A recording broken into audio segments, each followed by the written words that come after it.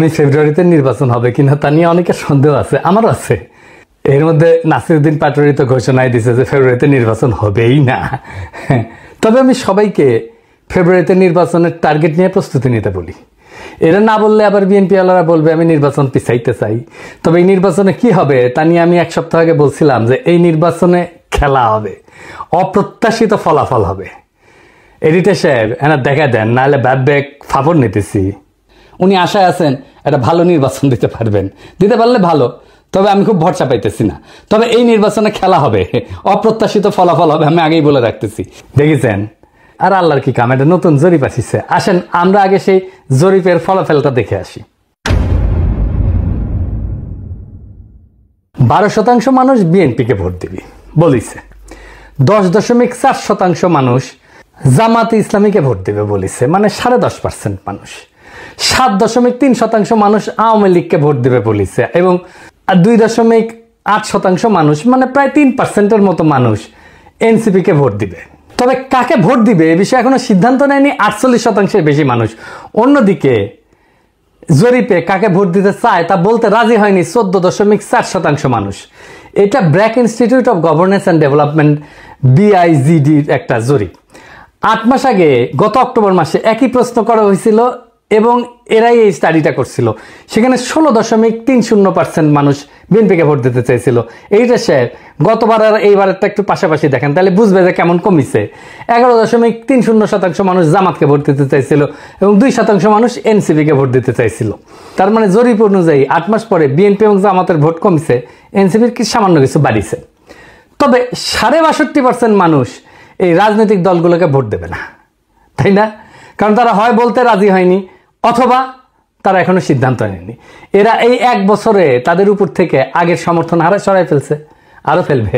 বিএনপির জনসমর্থন, দলের জনসমর্থন 26.32% কমিছে। হে প্রভু হরি রাম কৃষ্ণ জগন্নাথ প্রেমানন্দী, ইয়া ক্যা হুয়া। এডিটর সাহেব হে অরিজিনালটা শুনে দেন একটু। हे प्रभु हे हरि राम कृष्ण जगन्नाथ प्रेमानंदी, ये क्या हुआ? गला में पानी आ गया, गामछा भी खुल गया मेरा, लगती ये देखिए। হ্যাঁ, ছাত্র ইনস্টিটিউট অফ ক্রিটিক্যাল থিঙ্কিং এর হোয়াটসঅ্যাপ শাখার গলা পর্যন্ত পানি আগা। বিএনপিকে জিততে পারবে, তারা মনে করতেছে পারবে, কারণ আওয়ামী লীগের এই 7.3% ভোট তারা নিবে। কিভাবে তারা এটা নিবে, কৌশল কি, আসেন সেটা একটু বুঝে দেখি।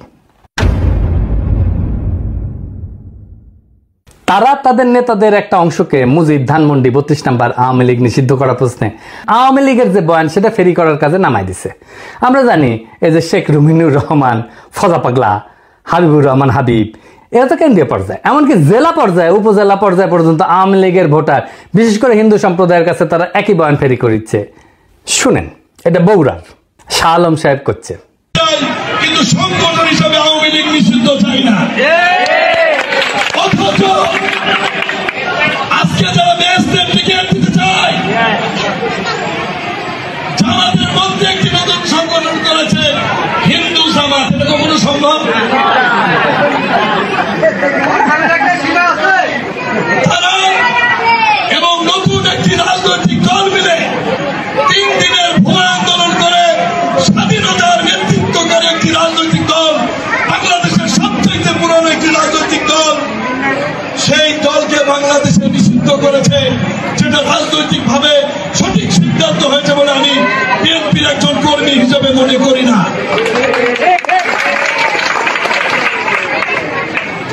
এই বাংলাদেশের ইতিহাস দেখতে গেলে মহান স্বাধীনতার ঘোষক শহীদ রাষ্ট্রপতি জিয়াউর রহমানের নাম লিখতে হবে। এই বাংলাদেশের স্বাধীনতার ইতিহাস রচনা করতে গেলে মুক্তিযুদ্ধের নেতৃত্বকারী দল আওয়ামী লীগের তৎকালীন সভাপতি শেখ মুজিবুর রহমানকে অস্বীকার করা যাবে না।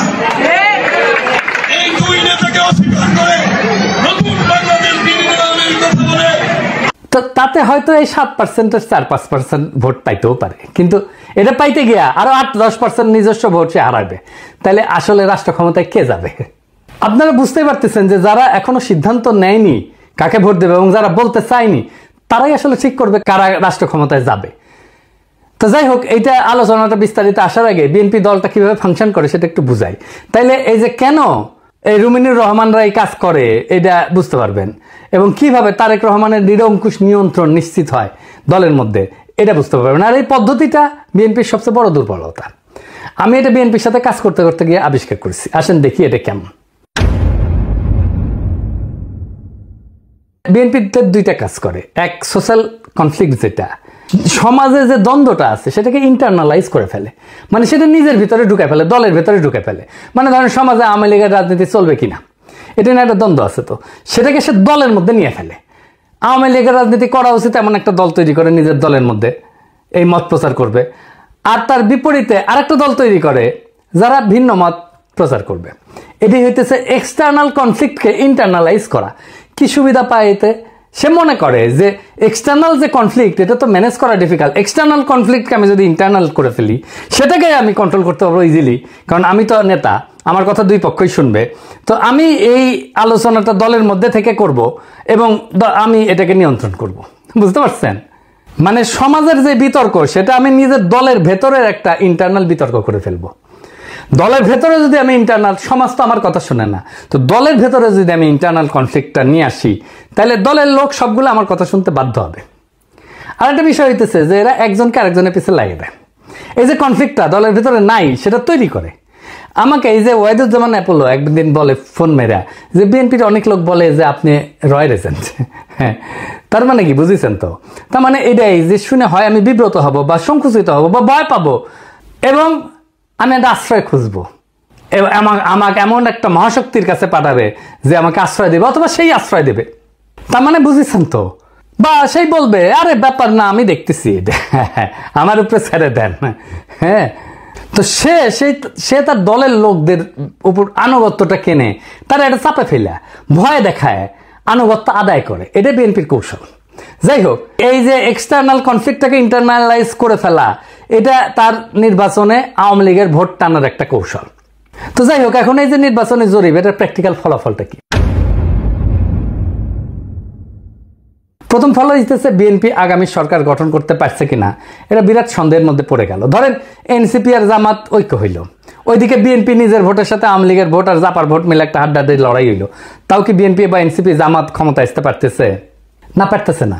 কারণ 62.5% মানুষ জামাত, বিএনপি, এনসিপি কাউরেই, এই 62.5%-এর ভয়েস হয়ে উঠতে পারবে যারা, তারাই আগামী সরকার তৈরি করবে। তাইলে কিভাবে এটা গড়ে উঠবে? বাংলাদেশ একটা রাজনৈতিক ফ্রন্ট গড়ে উঠবে। প্রকৃতি শূন্যতা পছন্দ করে না। এই 62% মানুষের একটা ফ্রন্ট গড়ে উঠবে। এই মানুষকে ভয়েস দিতে হবে। এই ফ্রন্ট দেশের নির্বাচনে জিতে আসবে। কিভাবে? ধরেন কয়েকটা ব্রড ইস্যুতে যদি একটা ঐক্য হয়। 1 নাম্বার, বাংলাদেশে ভারতীয় আধিপত্যবাদের অবসান হবে। 2 নাম্বার, স্বাধীনতা, সার্বভৌমত্ব, জাতীয় মর্যাদা এবং আঞ্চলিক অখণ্ডতা অক্ষুণ্ণ রাখতে হবে।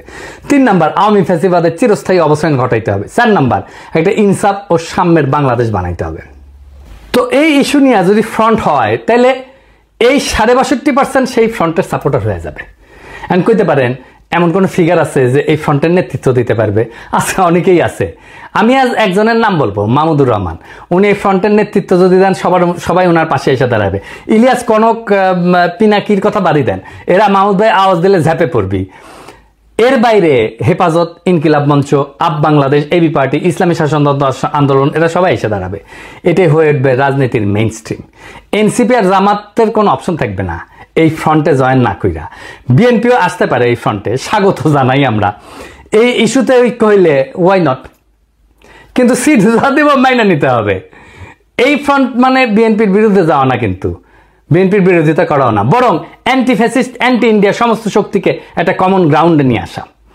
আমি তো চাই বিএনপির আলতাফ হোসেন চৌধুরী ভাই উনি জিতে আসেন, ইয়াংদের মধ্যে শহীদুদ্দিন চৌধুরী এনে জিতে আসুক, আমি এটা চাই। কিন্তু রুমিন ফারহানা হারুক, হাবিবুর রহমান হাবিব হারুক, ফজা পাগলা হারুক। আমি যদি ইলেকশনের আগে দেশে যেতে পারি, আমি আলতাফ ভাইয়ের এলাকায় গিয়ে ক্যাম্পেইন করে দিয়ে আসবো, যেন উনি যেতে ধানের শীষের ক্যাম্পেইন করে দিয়ে আসবো। আমার ক্যাম্পেইনের দরকার নাই ওনার জেতার জন্য, উনি এমনি জিতবেন, কিন্তু আমি যাব আমার নিজের মনের শান্তির জন্য যাব, যে আমি আলতাফ ভাইয়ের ইলেকশনে কিছু কাজ করেছিলাম। তো এই যে ফ্রন্ট, এর ফ্রন্টের সুবিধা কি হবে? এই ফ্রন্টের রাজনৈতিক দলের মাতবরি থাকবে না। রাজনৈতিক দলগুলোকে কিন্তু দেশের মানুষ পছন্দ করে না, বিশ্বাসও করে না। সেজন্য রাজনৈতিক দল অ্যান্টি হাসিনা লড়াইয়ের নেতৃত্ব দিতে পারেনি। এটা মাইনে নিতে হবে সবাইকে। এই ফ্রন্ট 2024-এর বিপ্লব যারা করছে সেই রকম একটা জনগণের ফ্রন্ট হইয়া উঠবে। রাজনৈতিক দল যা খুশি তাই করতে পারবে না। এনসিপির বালখিল্যতা, জামাতের রাজনৈতিক ভুল, অন্য ছোট দলের ন্যাশনাল ইম্প্যাক্ট তৈরি করার অক্ষমতা সব দূর হয়ে যাবে। এক নতুন আশায় দেশবাসী বুক বাঁধবে, সারা দেশে এক নতুন আশার সঞ্চার হবে। আমরা কলা গাছ যদি দাঁড় করাই দিই, বেশিরভাগ আসনে তারা জিতে আসবে। আমরা বিএনপির ট্রু ন্যাশনালিস্ট নেতাদের আসনে কোনো প্রার্থী দেব না। আমাদের মার্কা হবে বাম্বু। বাম্বুর দাবরা নিতে দেশকে আবার সঠিক রাস্তায় নিয়ে আসবো। এই 62% থেকে বাংলাদেশের আগামীর রাজনীতি উত্থিত হবে। প্রশ্ন হচ্ছে, মাহমুদ ভাই কি রাজনীতিতে এভাবে আসতে রাজি হবেন?